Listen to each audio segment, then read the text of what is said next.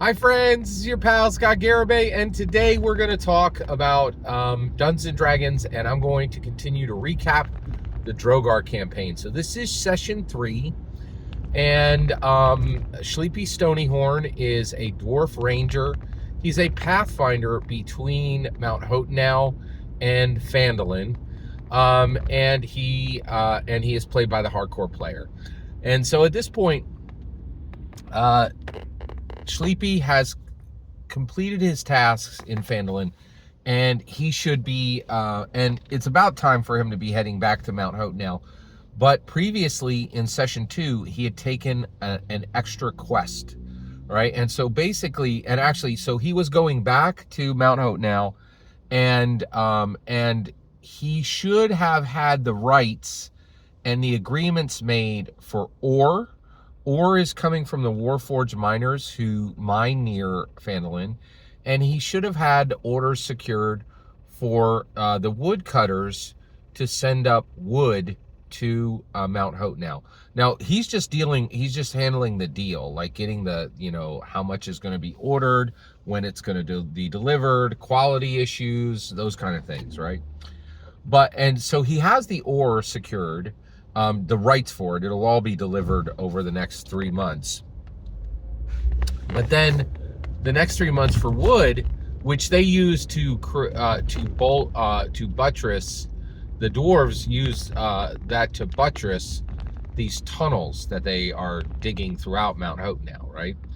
And but Sleepy Stonyhorn was not able to get this deal, and the reason why is there's a huge amount of shipbuilding in Waterdeep and a huge amount of home building in Neverwinter, and those guys are buying up all the wood at a 50% increase rate, right? So Sleepy made a deal with woodcutter leader Demest in Phandalin, human male.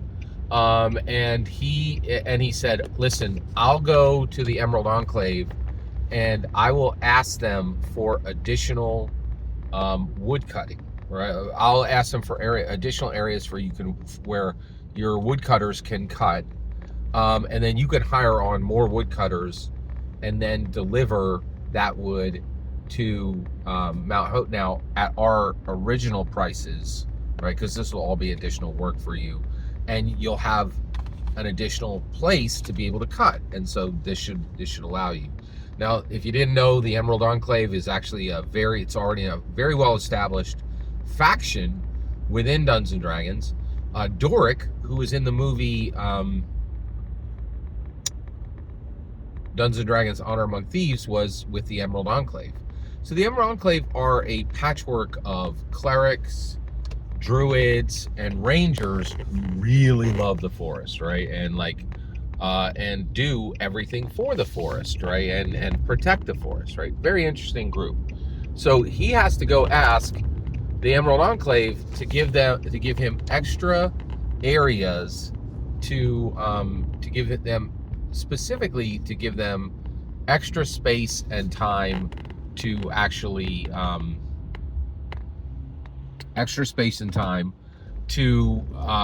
put to get wood out of the Neverwinter forest, right? And then sell that to Shran. All right, so all that's set, and him and Rilbax, human fighter, and Chella, human ranger, they have joined him on this quest. So they all go out together, okay? And I was very tempted to put in some, here's a walking scene, and you're gonna get to know Chella and you're gonna get to know Rilbax, right? But I'm like, it's cut, it's the beginning of the game, beginning of the session, and so I cut right to the action, and I was like, okay, you come across a creature in the forest, you hear footsteps. He has a +5 wisdom check. He has a +5 perception and insight check, okay? So he makes his perception check, Sleepy Stonyhorn, and he hears somebody, and so they're not caught surprised. They actually catch this person by surprise. So who is this person and they're heading west toward the Sword Coast, and toward where the Emerald Enclave is in the forest, and they're in the forest at this point, these three, and they come across this person. Now, who is this person? Well, it is a blue-skinned male Air Genasi, okay, but he is in prisoner's clothing. He is completely he's barefoot. He just has, like, you've seen every prison television show on today. They have these thin, high orange scrubs, just like in Orange is the New Black, right? He's wearing those, but they're light blue, like his skin, and they have the province tag of one of the 5 provinces in Neverwinter. So Rilbax and Chella and Sleepy Stonyhorn all talk about this prisoner they find.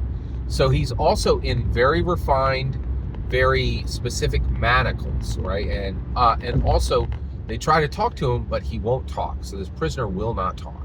Okay. All right. So first of all, I added this in. So he already had a quest, right? I love to interrupt quests with other quests, and one of the reasons why is, like when I go to a good convention, right?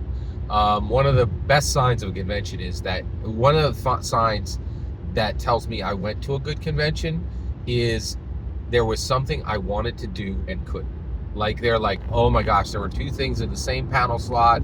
I played this game, but it cut out this other game. And so I love this idea of interrupting a quest with a quest, right? So at this point, he should be heading to the Emerald Enclave. They find this prisoner. The prisoner won't speak. And this was really interesting. And he's manacled, right? Now, what this means is, and he's way too deep in the forest. So this is like a Star Wars TIE fighter scene, right? Where you're like, when you come across a TIE fighter in the middle of deep space, you're like, oh, that means a Star Destroyer is very close, right? Because TIE fighters don't have, like, jump drives, right?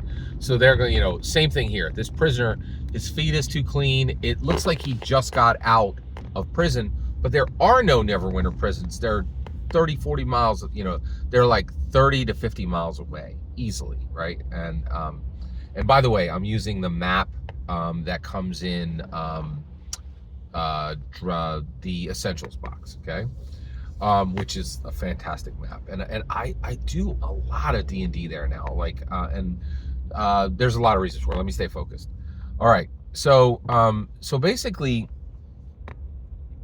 they come across this guy, and immediately he won't talk, and Rilbax is like, we should just return him, like, and the reason why is we know where he escaped from, and if we return them, we will get favor with the city, and that could be very profitable, right? And I was very surprised. I thought that that Sleepy Stonyhorn would be like, no, we got to do this Emerald Enclave thing first, or he would, and then try to, but we'll take him along, right?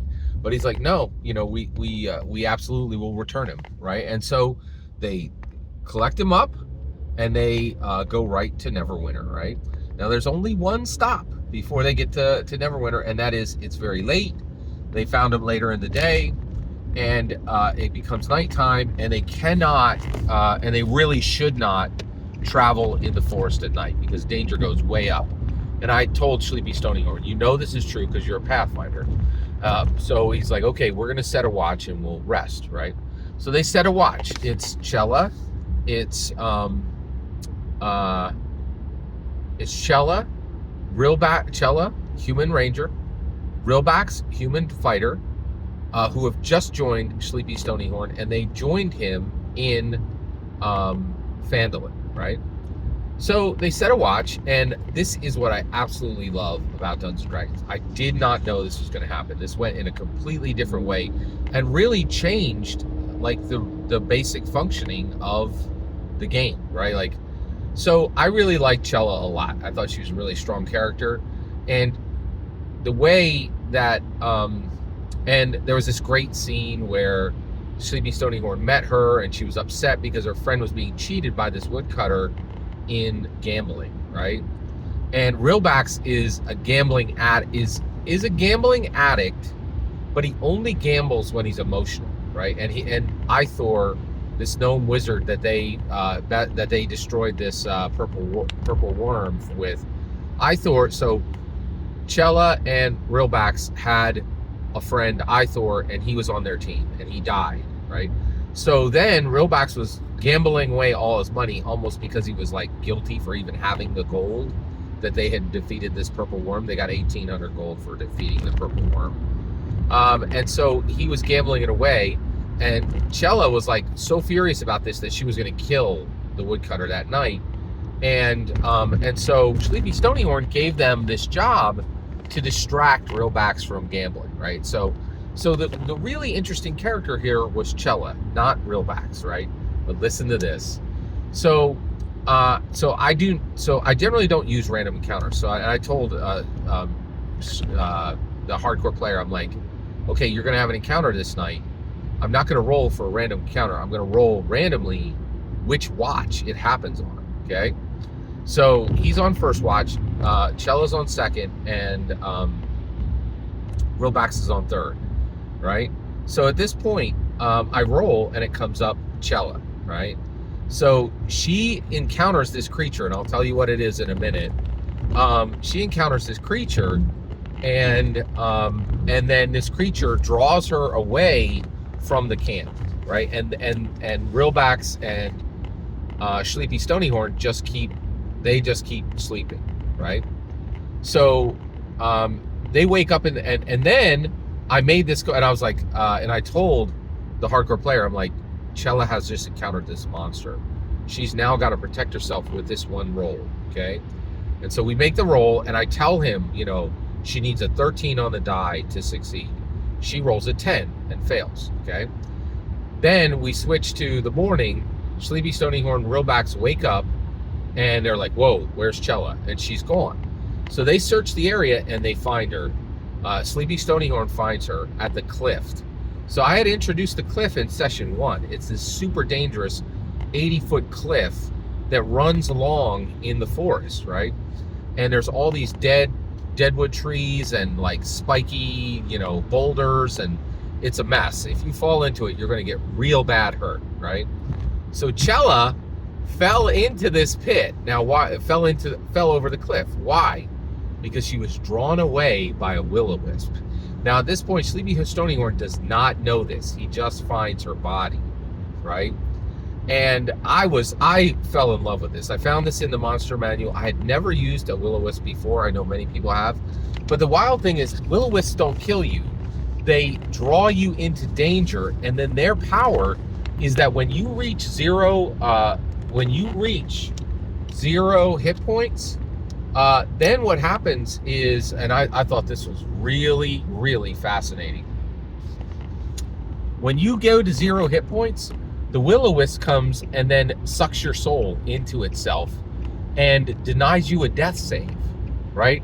So one, this is extremely dangerous monster, right? It's not dangerous in itself. It's dangerous in how it functions. So it drew Chella away. Chella failed her roll, and she died, right? And I did not expect this. And this is why I love Dungeons & Dragons so much, is that the math rocks interrupt the Dungeon Master and the Dragon Master. So that's a great point to break. Every single word you just heard in this video is my humble opinion. The important part is when I get to hear your humble opinion, when you get in the comments and send your traffic. Please consider liking, subscribing, and have a fetch millennium.